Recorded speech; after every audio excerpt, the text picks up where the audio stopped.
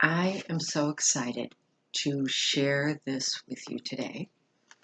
A quick backstory to it. About a year or so ago, I got a book about essential oils of the Bible, and it was a fascinating read for me.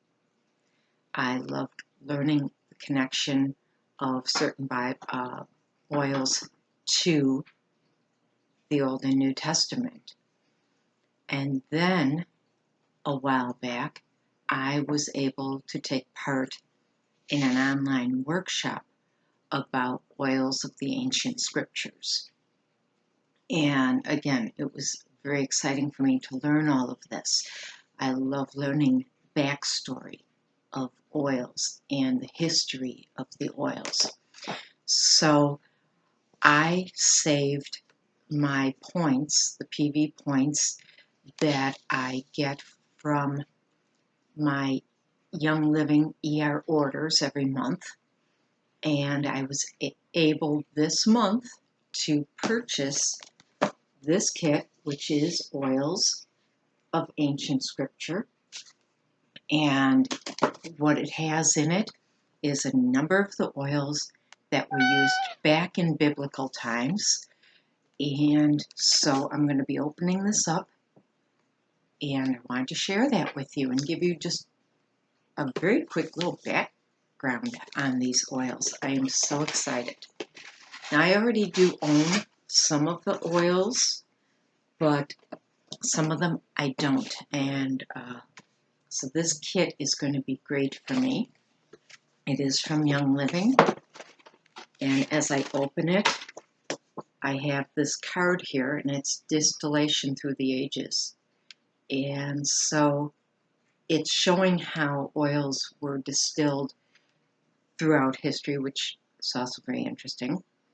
And then on this side, it's telling just a little bit about each of the 10 oils in the kit and referencing Bible verses where they're mentioned, which is very interesting for me, at least. Hopefully you can find some interest in it.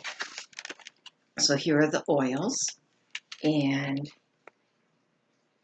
they are 5 milliliter bottles. That's the smaller size bottle. They have gold labels that do indicate that they are from this set. And so I'm going to go through this, and I do have a cheat sheet for myself. I will admit that. So first of all, I have the aloes. The aloes is also known as sacred sandalwood. And so it's known to have a warm, woodsy, slightly sweet aroma. I haven't opened these yet, so I'm so excited. Ooh, it smells nice. And I know what I've read about it, the aloes, the sandalwood, they're used in like upscale spas for massages. They're used in yoga studios to help enhance the experience that you're having. One thing I read about it is you can diffuse this on your body or in the air when you're feeling revved up and you cannot calm yourself down. So that would be great after a very busy day or something and you just need to unwind and relax. So this is going to be a great one for me to try on those days when I'm just on the go and I need some downtime. I'm looking forward to that.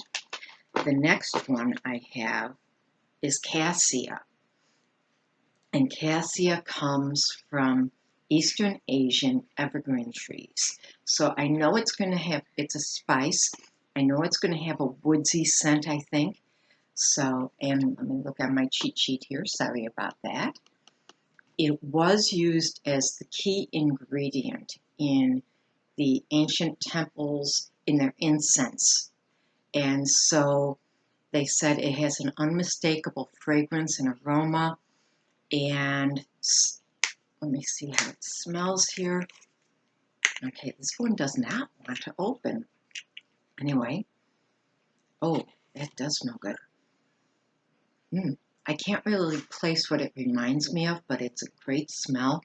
I read where I can mix it like with ginger, clove, or with a Christmas spirit blend in the winter, and it's going to diffuse beautifully the fall, the winter, the holidays.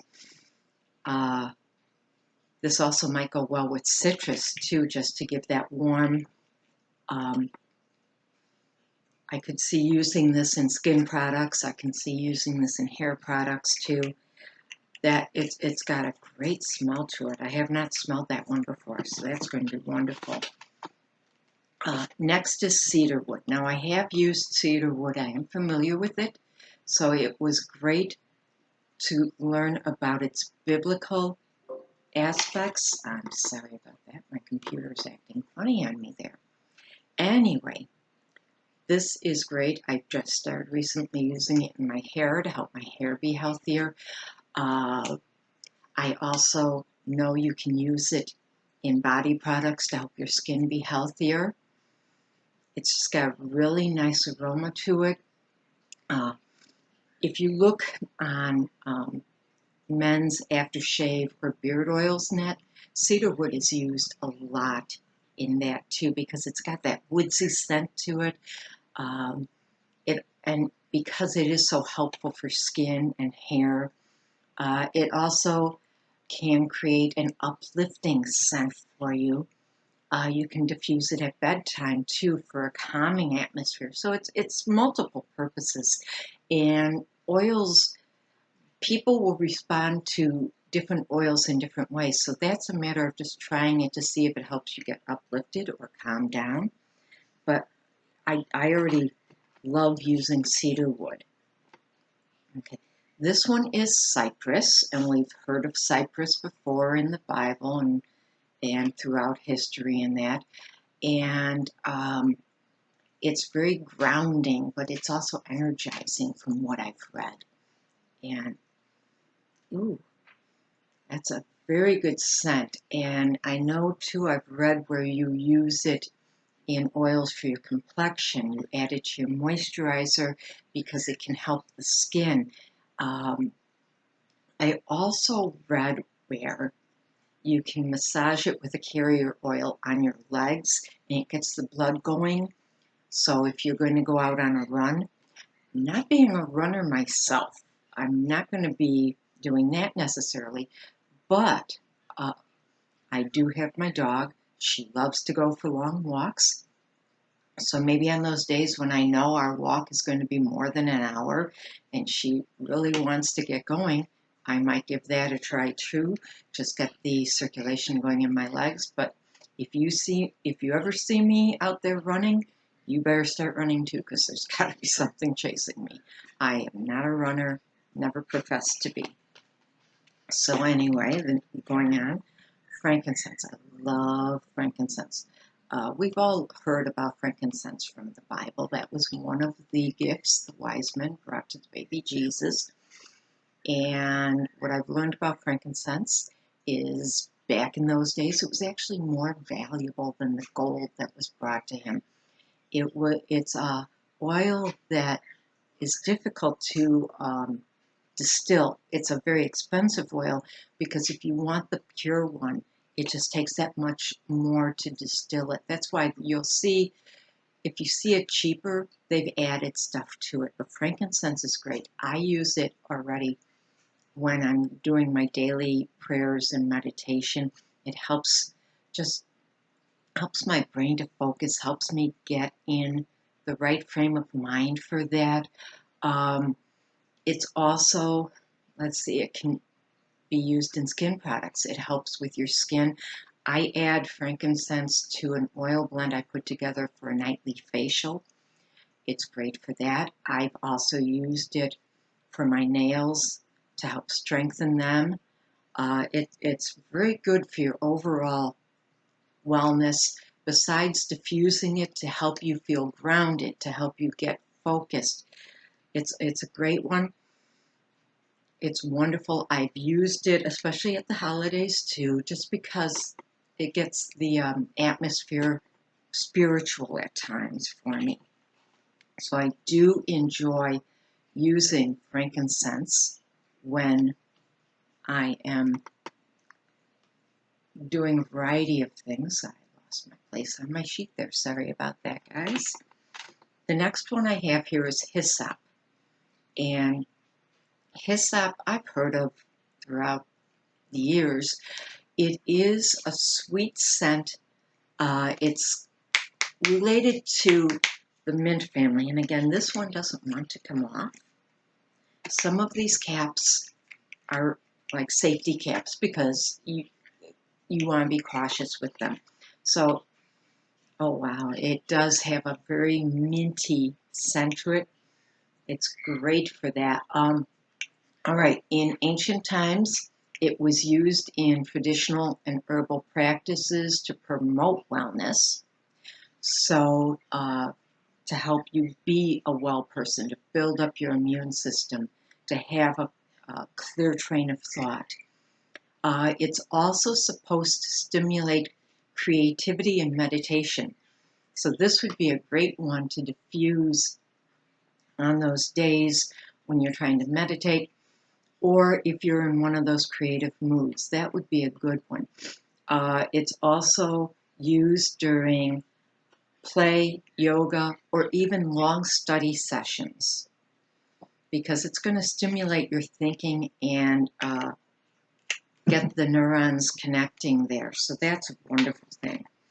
And I can see myself using Hyssop when I am just doing creative things. That would be great. Myrrh is the next one I have here. And again, we've all heard of myrrh because the wise men brought gold, frankincense, and myrrh. And again, the myrrh is more valuable than the gold in that story. It's valued throughout the world. What I've read about it back in ancient times, it was used in the mouth and on the gums to help promote basically oral hygiene, to keep your gums and teeth and your mouth healthy. Because back then they didn't have all of what we have now for dental care. So it was very important. Now it's recognized for its beautifying properties in different complexion ointments, body creams, things like that. It's also used for its grounding aroma. I've used it when I want to meditate. I've mixed it with frankincense in the diffuser, and it just gives a calming sense then. It's used a lot in cosmetics and perfumes. You're going to find it because, again, it's got all those properties and the aroma is wonderful. It does have a lot of health benefits. It was used through ancient times for its health properties. So myrrh is a great one to have. And like I said, I already have some myrrh, but this one, ooh, just it smells so good. Okay, my next one is a new one for me, and this is Myrtle. And I've not smelled this yet. I do know I read about Myrtle. Myrtle was used in biblical times, in ancient times, as a type of an incense.